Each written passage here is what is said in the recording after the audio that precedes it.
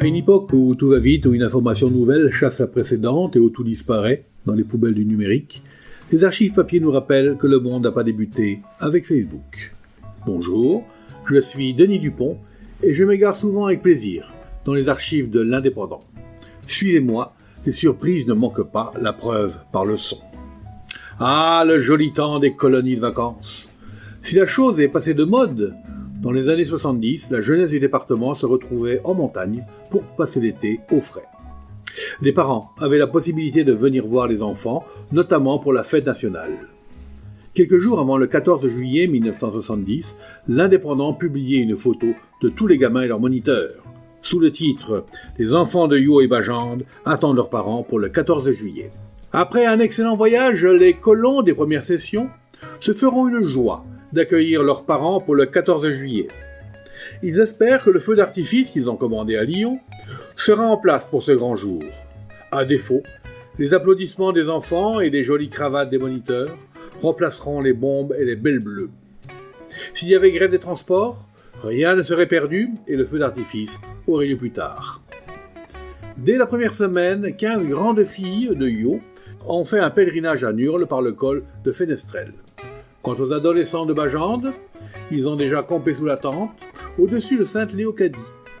Les plus jeunes trouvent toujours, sur les lieux de la colonie, les espaces nécessaires aux grands jeux et à leur distraction. Souhaitons que le week-end du 14 juillet permette à beaucoup de parents de venir partager leur vie et leurs ébats.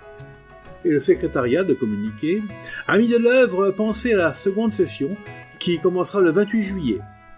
Atteindrez-vous des chiffres encourageants de la première, qui sont de 185 enfants à Yo et 140 garçons à Bajande. S'inscrire chez Delplat, rue de la Tête. On rappelle les conditions : 335 francs pour 30 jours, moins la valeur des bons de vacances. Remplir avec soin la fiche individuelle de santé et de vaccination. Les départs et les retours en plaine seront assurés par les cars de l'œuvre, autocar de la Tête. On accepte les redoublants. Ça fait plaisir. Mais il y avait aussi des scouts paroissiaux. Le 9 septembre 1967, l'INDEP, ou plutôt le chargé de communication de l'Aréal, évoquait avec un regard très partisan, mais non sans humour, le beau voyage à Rome de la première troupe unitaire Notre-Dame de l'Aréal. Fortifiés par un camp de montagne au cœur de la splendide vallée du Galbe, à 9 km de Formiguères, les scouts ont découvert les merveilles de Rome. Mais quelle chaleur et quel contraste après la fraîcheur des Pyrénées. Heureusement que les fontaines multiples accueillent partout le pèlerin et lui apportent la réconfortante fraîcheur d'une eau de saveur inoubliable. Il y a eu de grands moments spirituels, la bénédiction de sa sainteté Paul VI à Castel Gandolfo et le formidable enthousiasme après les paroles de bienvenue du Saint-Père, le recueillement à la prière près du tombeau du bon pape Jean. Les promesses prononcées dans la cour de l'école pontificale de Pie IX, où nous avons reçu une inoubliable hospitalité. Il y a eu également la visite des catacombes de Saint-Sébastien et le retour aux sources du christianisme. Il y a eu également des joies artistiques comme la visite du Vatican et de la chapelle Sixtine, de la basilique Saint-Pierre, de la basilique Saint-Paul, des multiples églises où partout la prière se manifeste par un jaillissement de merveilles toutes créées pour proclamer la gloire du Seigneur. Ah oui, il y a eu aussi des aventures amusantes. On se souvient des bohémiens aux chemises rouges, des bohémiennes s'emparant de la main du chef de troupe afin de lui révéler l'avenir. Les queues devant les fontaines, les dégustations de pastèques, l'invasion des autobus à étages et les difficultés pour ressortir. Il y a eu aussi la cure de spaghettis et les cours spéciaux pour consommer comme il se doit, la fraternisation avec les cuisiniers et les garçons du restaurant.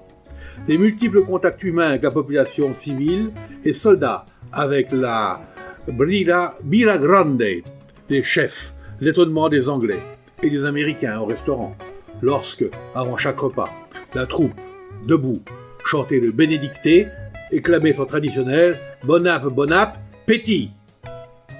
Les grandes joies, il y en a eu encore, comme celle provoquée par l'invitation au couvent du Bon Secours, où les sœurs firent aux scouts un accueil enthousiaste. Ravie par la bonne tenue des garçons à Castel Gandolfo, la sœur supérieure avait convié la troupe à une réception dans un couvent. Aussi, après les rafraîchissements, les scouts chantèrent de tout leur cœur pour remercier. En définitive, un séjour formidable dans cette ville éternelle où a retenti plus d'une fois, en signe de joie, le chant de la troupe de la première Perpignan. Pour être un vrai scout, que ce soit pur, franc et loyal, viens à la Réal, viens à la Réal, la troupe qui comble tous les vœux d'adolescents. Oui, c'est la première de Perpignan. Si vous voulez vous replonger dans l'époque, les photos des groupes sont à découvrir sur la page Facebook. C'était Je vous parle d'un temps, un podcast produit par l'Indépendant et proposé par Denis Dupont, à retrouver ici même chaque semaine.